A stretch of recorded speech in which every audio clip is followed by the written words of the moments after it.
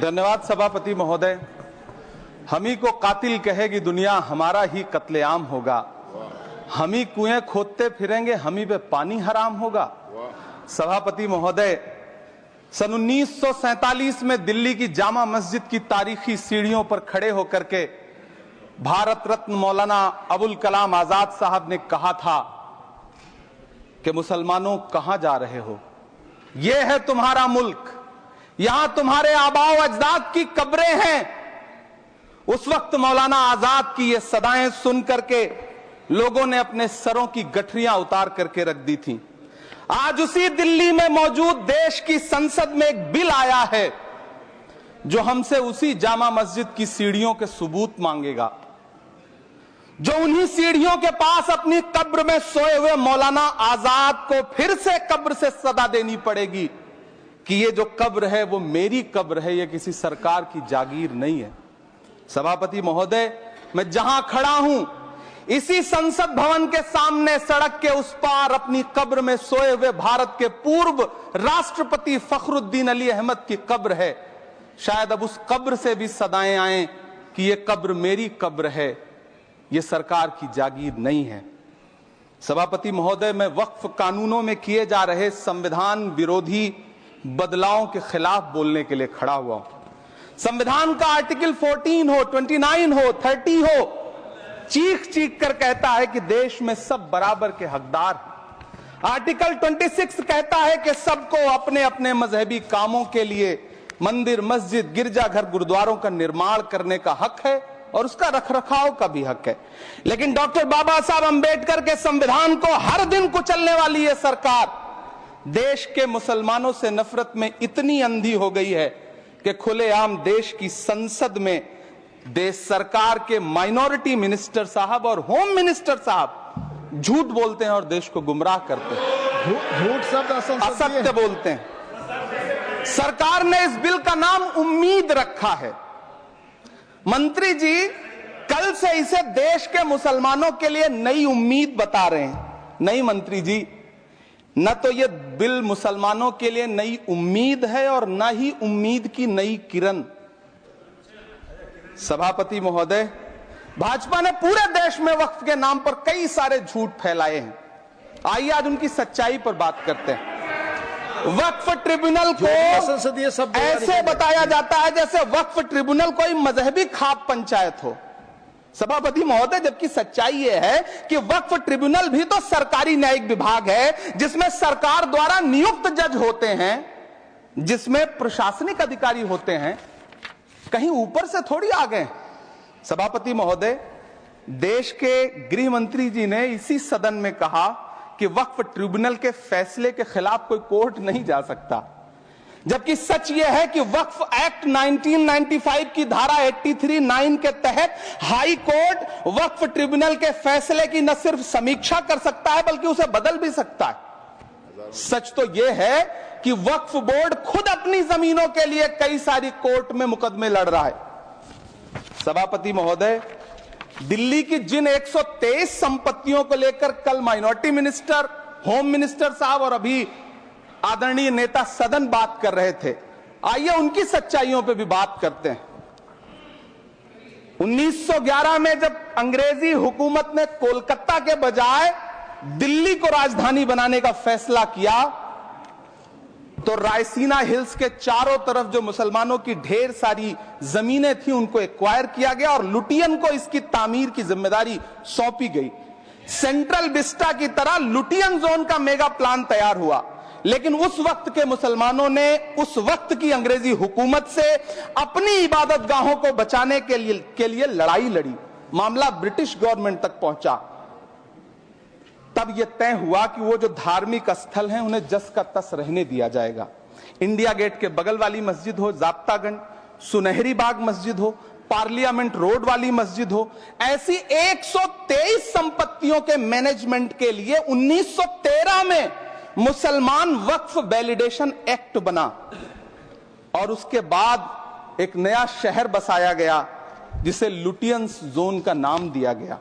फिर 1943-45 के बीच एक और समझौता हुआ आजादी से पहले उसके तहत काफी सारी वक्फ जायदादों को सुन्नी मजलिस औकाफ बनाकर उसके अंडर किया गया ताकि उसकी देखरेख की जा सके। गृह मंत्री जी 2 दिन से सदन में जो बात कह रहे हैं वो दरअसल 123 संपत्तियां उसी सुन्नी मजलिस औकाफ के तहत आती है। सभापति महोदय, आजाद भारत आजाद हुआ। आजादी के बाद भारत में 1954 में वक्फ एक्ट लागू हुआ, जिसकी धारा 9 के तहत 1964 में केंद्रीय वक्फ काउंसिल का गठन हुआ। दिल्ली की वही 123 प्रॉपर्टीज को 1970 में सर्वे गजट करके गजट नोटिफाई किया गया। इसके निपटारे के लिए पूर्व प्रधानमंत्री इंदिरा जी के द्वारा 1974 में एक बर्नी कमेटी बनाई गई। बर्नी कमेटी ने 1976 में इन 123 संपत्तियों को दिल्ली वक्फ बोर्ड की संपत्ति होने की रिपोर्ट सौंपी। उस रिपोर्ट के आधार पर 1984 में कांग्रेस सरकार ने उन 123 प्रॉपर्टीज को दिल्ली वक्फ बोर्ड को सौंपने का फैसला किया, जिसके खिलाफ विश्व हिंदू परिषद कोर्ट गई। मामला 2011 तक पेंडिंग रहा। फिर 2011 में कोर्ट ने सरकार को आदेशित किया कि इसका निपटारा करो। तब 2013 में तत्कालीन यूपीए सरकार ने दिल्ली की उन्हीं 123 जायदादों को बर्नी कमेटी की सिफारिशों के मुताबिक वक्फ बोर्ड के हवाले किया। यही वो प्रॉपर्टीज हैं जिनके नाम से गृह मंत्री जी कल से कांग्रेस को कोस रहे हैं। फिर आई 2014 में भाजपा की सरकार, जो तब से इन जमीनों को हड़पने की साजिश कर रही है। जिस बिल को मुसलमानों के हुकूक की हिफाजत करने वाला बिल बताया जा रहा है, उसी को पेश करने के लिए और उस पर बात करने के लिए लोकसभा में भाजपा सरकार के पास एक भी मुस्लिम सांसद नहीं है। जिस वक्त, मैं लोकसभा कह रहा हूं, सुना करिए, जिस वक्फ बिल को मुस्लिम महिलाओं को हक दिलाने वाला बताया जा रहा है, उसे संसद में पेश करने वाली पार्टी के पास न तो राज्यसभा में, न लोकसभा में, न देश की किसी विधानसभा में एक भी मुस्लिम महिला सदस्य नहीं। कल किरण रिजिजू जी कह रहे थे कि रेलवे की जमीनें देश की जमीनें हैं, डिफेंस की जमीनें देश की जमीनें हैं। हां मंत्री जी, हैं, बिल्कुल हैं। ये जो वक्फ की जमीनें हैं, ये हमारे पुरखों ने धार्मिक कामों के लिए डोनेट किया है। तो हम भी तो इसी देश के नागरिक हैं, हम भी तो इसी देश के बेटे हैं। तो वक्फ की जमीनें भी तो इसी देश की जमीनें हैं, उनको पराया क्यों बोलते हैं आप? सभापति महोदय, अशफाकुल्लाह खान जब फैजाबाद की जेल में फांसी के फंदे पर झूल रहे थे तो इसी देश की जमीन के लिए झूल रहे थे ना। सभापति महोदय, अंडमान की जेल में काला पानी की सजा काटकर अपनी जान देने वाले मौलाना फजले हक खैराबादी हो या शेर खान अफरीदी हो, वो भी तो इसी जमीन के लिए अपनी जान दे रहे थे ना। सभापति महोदय, पाकिस्तान के खिलाफ लड़ते हुए अपनी जान देने वाले महावीर चक्र विजेता ब्रिगेडियर उस्मान हो या पाकिस्तान के पैटर्न टैंक उड़ाने वाला परमवीर चक्र विजेता वीर अब्दुल हमीद हो, वो भी तो इसी जमीन के लिए अपनी जान दे रहा था ना। और मंत्री जी, मैं इस सदन में अलग ऐलान ये कहता हूं कि जब भी इस देश की जमीन को लहू की जरूरत होगी, आपसे 2 कदम आगे इमरान खड़ा मिलेगा। ये मैं आपसे यकीन दिलाते हुए कह रहा हूं। सभापति महोदय, मैं सरकार से कहना चाहता हूं, हमसे हमारी इबादत गाहें तो मत छीनिए ना, हमारे घरों पे बुलडोजर तो मत चलाइए ना, हमारी कब्रों में तो हमें सुकून से सोने दीजिए ना। सभापति महोदय, माइनॉरिटी मिनिस्ट्री का बजट कट करके, मुस्लिम बच्चों की स्कॉलरशिप बंद करके अब सरकार कह रही है कि हम वक्फ की आमदनी से गरीब मुसलमानों का भला करेंगे। गुजरात की बेटी बिल्किस के बलात्कारियों की रिहाई के बाद उन्हें माला पहनाने वाली लोगों के नेता ये कह रहे हैं कि यह बिल मुस्लिम महिलाओं को उनका हक दिलाएगा। धन्यवाद मोदी जी, क्या बढ़िया सौगातें मोदी दे रहे हैं आप। पहले हमें गुजराते मोदी दिया, आप सौगाते मोदी दे रहे हैं। लेकिन यह सरकार इतना याद रखे कि इसी ठसक के साथ देश की संसद में सीए का कानून भी लाया गया था और कहा गया था बड़े बड़े भाषण देकर के कि पड़ोसी देशों से हिंदू भाइयों को ला करके यहां नागरिकता दी जाएगी। लेकिन मैं आपके संज्ञान में लाता हूं सर कि पिछले इतने दिनों में इनसे नागरिकता लेने के लिए 2000 व्यक्ति भी नहीं आए, जबकि इसके उलट इन्हीं की सरकार में पिछले 10 साल में 15 लाख से ज्यादा भारतीयों ने भारत की नागरिकता छोड़ करके दूसरे देश में जाकर के बस गए। यह हुआ उस कानून का अंजाम। सभापति महोदय, इसी तरह की जिद के साथ किसानों के खिलाफ भी कानून लाए गए थे। जिस तरह आज वक्फ के फायदे गिनाए जा रहे हैं, उसी तरह से किसानों को भी कृषि कानूनों के फायदे गिनाए गए थे। लेकिन अंजाम क्या हुआ? 700 किसानों की शहादत लेने के बाद सरकार को अन्नदाता किसानों के सामने घुटने टेकने पड़े और कृषि कानून वापस लेने पड़े। जिल्ले इलाही, जमहूरियत जो है वो नफरत और ठसक से नहीं चलती है, अकड़ से नहीं चलती है। उसमें सबकी हिस्सेदारी जरूरी है। कल देश के माइनॉरिटी मिनिस्टर ने लोकसभा में खड़े होकर एक शेर सुनाया था कि मुझसे कोई बदगुमान न हो, तो मैं उन्हें एक शेर सुनाना चाहता हूं कि मैं आज जद पे हूं तो इतना खुशगुमान न हो, मैं आज जद पे हूं तो इतना खुशगुमान न हो, चराग सबके बुझेंगे हवा किसी की नहीं। नीतीश कुमार जी हो, चंद्रबाबू नायडू जी हो, चिराग पासवान जी हो, जयंत चौधरी जी हो, देवे गौड़ा जी हो, जीतन राम मांझी जी हो, सबको समझना पड़ेगा कि जब जंगल में आग लगती है तो न वो बरगद बचते हैं जो हवा को आंधी में तब्दील करते हैं, न वो बांस बचते हैं जो आपसी रगड़ से चिंगारी पैदा करते हैं। सभापति महोदय, जब देश को मनमोहन सिंह साहब जैसा काबिल प्रधानमंत्री मिलता है तो देश को आरटीआई जैसा एक्ट मिलता है, सेज जैसा एक्ट मिलता है, मनरेगा जैसा एक्ट मिलता है, लिबरलाइजेशन मिलता है, राइट टू एजुकेशन मिलता है, नेशनल फूड सिक्योरिटी एक्ट मिलता है। लेकिन जब देश को सौगातें मोदी मिलती है तो क्या मिलता है? सीए मिलता है, फॉर्म्स लॉ मिलता है, आर्टिकल 370 मिलता है, इलेक्टोरल बॉन्ड जैसा एक्ट मिलता है और वक्फ अमेंडमेंट एक्ट जैसे बिल देश को मिलते हैं। मुझे तो अपने हमवतन भाइयों से पूछना है कि आपको अपने बच्चों की तरक्की, खुशहाली और नौकरी की दरकार है या फिर मुसलमानों की दान की गई जमीनों को लूट कर धन्ना सेठों को देने की साजिश करने वाले कानून की?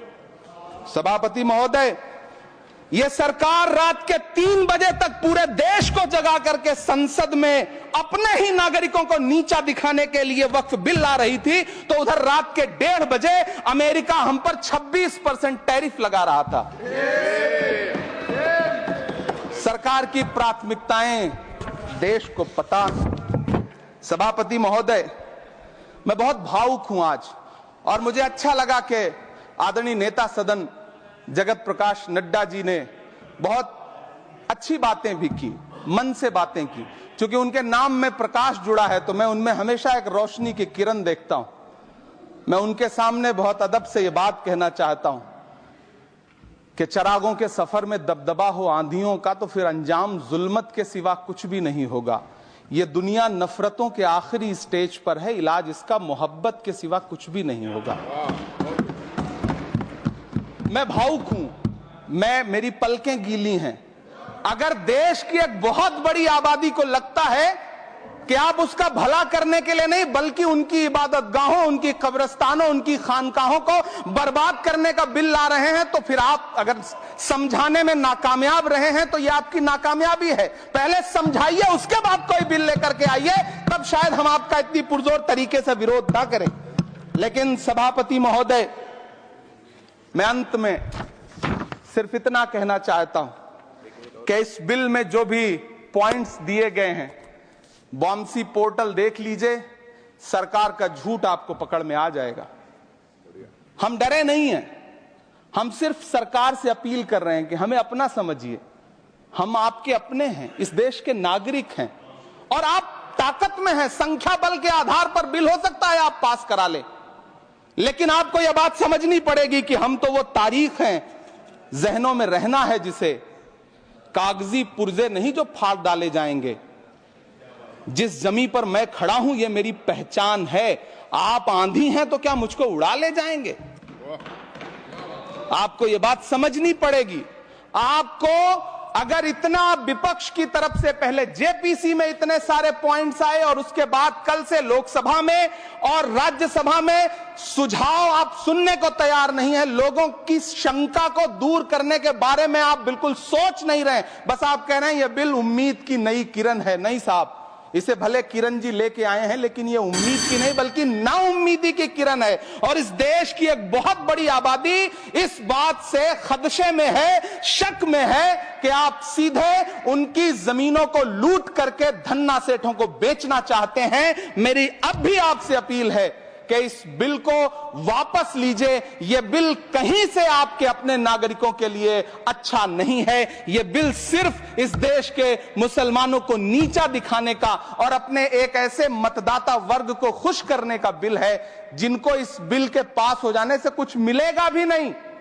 लेकिन आप एक नैरेटिव देना चाहते हैं, एक मैसेज देना चाहते हैं। मेरी आपसे अपील है कि कृपया ये जो सबका साथ सबका विकास का नारा है, इस नारे को रत्ती भर तो चरित्रार्थ कर दीजिए। बहुत बहुत धन्यवाद।